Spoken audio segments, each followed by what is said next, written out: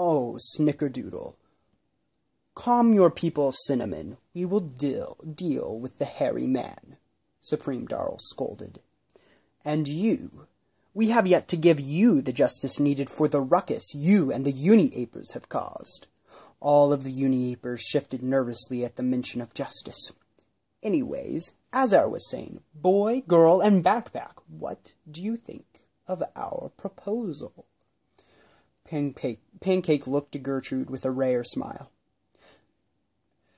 I think we should go for it. That's a first, Steve chuckled. Not even Pan could deny a perfect opportunity when it presents itself, Gertrude smiled, then addressed Darls. What will come of Calvin? If we give you the egg, will Calvin be free? May it never be! No, never, nada! Came a roar from the Uni-Apers. Silence, silence! Boy, your proposal is too much. We must maintain peace within our city, Darl said, all the Idiocratic Council throwing their hands up in agreement. Why, Supreme Darls, was it? Gertrude grinned. If I may be so bold, and I am assuming that I may, a desire for peace seems like a smart move to me. And you don't want that. If your goal is digression, peace seems much too progressed. Deeply in shallow thought, all of the council paused, ceasing their consumption of the s'mores. Scratching his head, Darl spoke.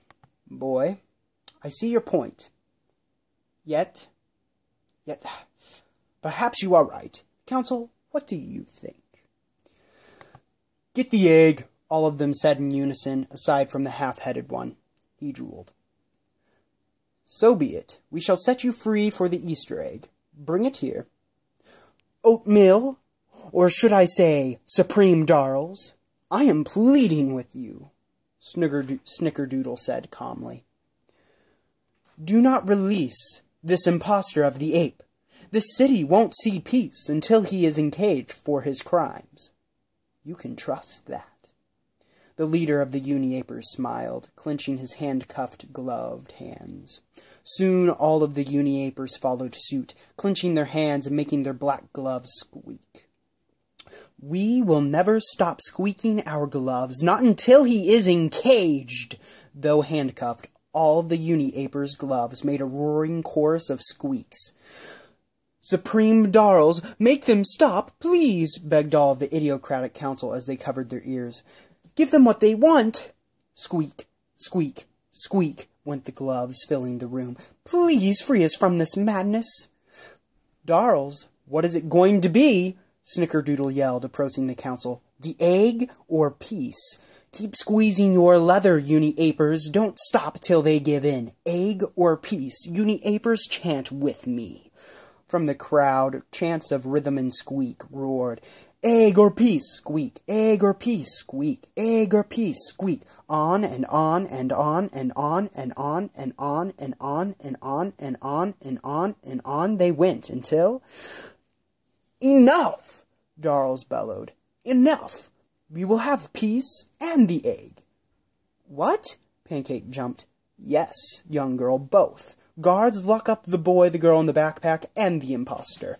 Take the Easter egg, Darls proclaimed. Good choice, Darls, Snickerdoodle snickered. Uni-Apers ceased the squeaks. Immediately, the squeaks ceased. Guards, search the backpack on the boy's back. The guards tackled Gertrude to the ground and began searching Steve's compartments.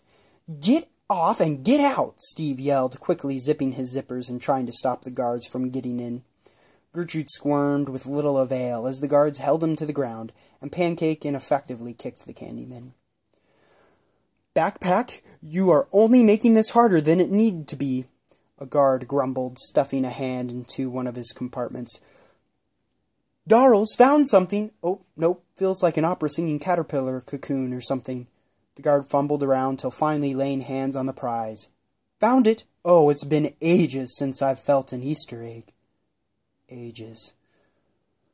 Good, good. Now take them and the impostor of the ape to the dungeons for their crimes against the Westerfish.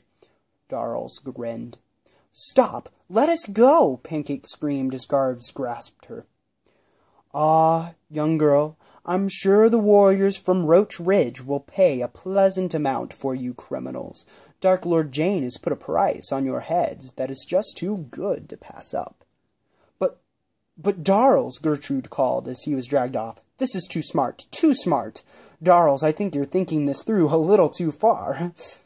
Oh, boy, you fool. Haven't you realized I wasn't here when Nolan the Flatterer cast his complimentary spell on Candy City? Darles grinned. That boy wizard has been my greatest blessing. He merely compliments someone and they believe to the fullest whatever he said. I wasn't here to be told I was good at being stupid, only here now to gain the benefit. Have a grand time in the dungeon. The cockroach warrior's destiny sent should be here in a timely manner. Snickerdoodle smiled. Oh, Supreme Darles, I thought you might see it our way, but I didn't know you would reveal your big secret, that you weren't here. He crossed his arms, waiting for a reaction from the council, but not one came. You ought not be surprised, Snickerdoodle, old friend. No matter what this council will follow me. They have known for ages, but I have given them the finest chocolate chips ever eaten in Candy City, and these enchanted fools follow merely their belly. Darl scoffed. Snickerdoodle, dear Snickerdoodle, don't think there won't be judgment for you. Darles responded, taking out a document and quill and hastily writing, Henceforth the three that overcame the Westerfish and the supposed ape impostor shall be imprisoned. Darles looked up and glared at Snickerdoodle. And henceforth, Snickerdoodle, you shall be known as I said you ought to be known, namely by the name Naughty. And hereafter the Uni-Apers shall not be allowed to have their daily chocolate chips from the daycare. No, you can't do that. The daycare's chocolates are the best in the city, Snickerdoodle bellowed, soon followed by the other Uni-Apers. Rowdy ruckus ensued. The Uni-Apers began aggressively squeaking their black gloves again in protest. Squeak, squeak, squeak. Order!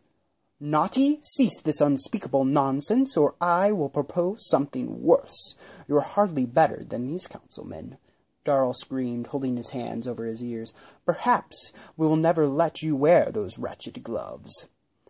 Oh, really? Why didn't you just do that before, when we got you to encage this impostor of the ape? Snickerdoodle, now called Naughty, sassed over the glove squeaks. I had yet to think of it. Now cease this infernal protest. Darles shot. Yet they kept squeaking, so with a furrow of his brow, Darles began to give the command. Guards, take the... Naughty didn't wait for another moment. Fine, fine, you have your way. Uni-Apers, cease the squeak. Though we lose the chocolate chips, we gain the ape imprisoned. I thought you would see the sense in my proposal. Now, Idiocratic Council, let us mark with our signet rings our uniform agreement on my most recent commands. With that, all of the Idiocratic Council cheered in their blissful ignorance, pressing their rings upon the document as Darles gloated in posture of his cunning deeds, and the Uni-Apers watched as Calvin was taken away, and sadness, with happiness as Calvin was taken away, and sadness as their daily chocolate chips from the daycare were ceased. Along with Calvin, the guards dragged our heroes to the dungeon, with Pancake, the girl, kicking and screaming, Gertrude, the boy, trying to convince Darles to do otherwise, and Steve not doing a whole lot, being a backpack.